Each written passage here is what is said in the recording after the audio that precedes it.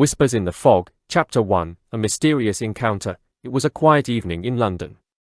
The streets were wet from the rain, and the dim glow of streetlights reflected on the pavement. Anna, a young woman learning English through audiobooks and bedtime stories, walked hurriedly towards her small apartment.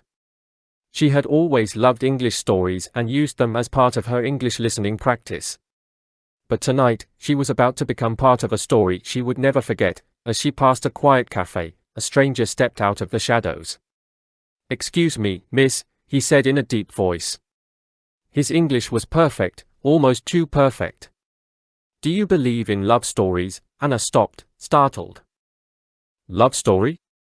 Why do you ask?" she said hesitantly, practicing her English speaking skills. "Because I am part of one," he replied, handing her a small note.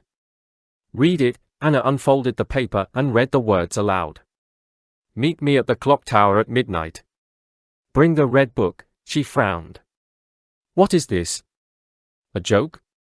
A storytelling experiment?" But the man had disappeared into the fog. Chapter 2, The Red Book. Anna rushed home, her heart pounding.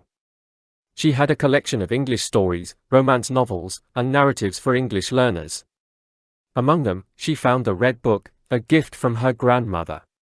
The cover was old, the pages worn. Curiosity got the best of her.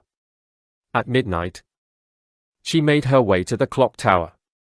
A man stood there, but it wasn't the one she had met earlier. "You came," he said softly. "Who are you?" Anna asked. "Someone who needs your help." "That book, it contains secrets. Secrets that some people would kill for." Chapter 3, The Chase. Before Anna could respond, footsteps echoed behind her. Dark figures emerged from the shadows.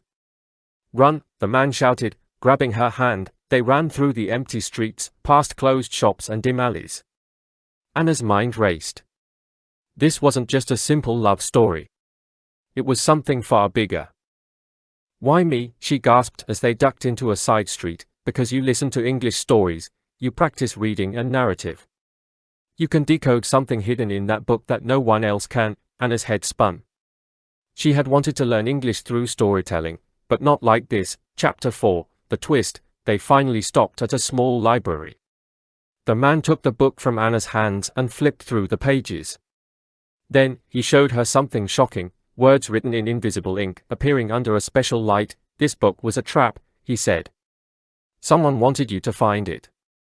"But why?" Just then, the door burst open. The first stranger, the one from the cafe, stood there.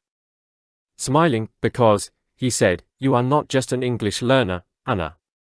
You are the key to a mystery that started 100 years ago." Chapter 5, The Final Revelation. Anna's breath caught.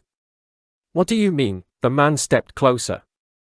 "Your grandmother, she was not just a collector of books. She was a guardian of secrets. This book was meant for you to find." The pieces fell into place. Anna had always admired her grandmother's love for storytelling, but she had never imagined it hid something this important. She looked at the man who had saved her. "And you? Who are you?" "A protector," he said. "Someone who was meant to guide you to the truth." Anna looked at the book one last time. She had spent her life reading English stories, practicing narratives, and improving her language skills. But this was the greatest story she had ever been part of. "So, what happens now?" she asked. The man smiled. "Now, you write the ending." Anna took a deep breath. She had always wanted to be a storyteller. And now, she had the chance to tell a story no one would ever forget. The end.